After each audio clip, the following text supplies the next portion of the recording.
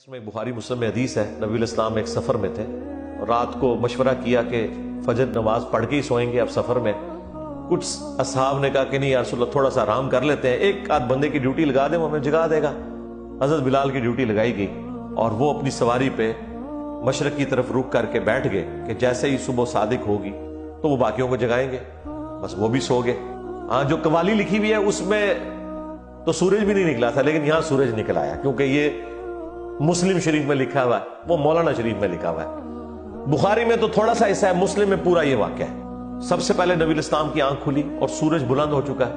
آپ علیہ السلام نے کہا سب سے پہلے تو یہاں سے اٹھو نا، اس علاقے میں شیطان کا غلبہ ہے جس کی وجہ سے یہ سب کچھ ہوا۔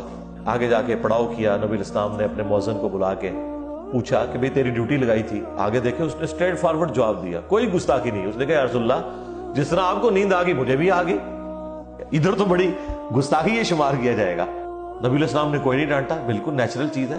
پھر نبی علیہ السلام نے اذان دلوائی اور سورج بلند ہے، اور صحابہ کرام کہتے ہیں فجر کی نماز آپ نے جماعت سے پڑھائی۔ سلام پھیرنے کے بعد آپ نے فرمایا کہ اگر کوئی شخص سویا رہ جائے یا بھول جائے تو جیسے ہی اسے یاد آئے، جیسے ہی اس کی آنکھ کھلے وہ والی نماز پڑھ لے، اس کے لیے وہی اس نماز کا ٹائم ہے، اس کے لیے۔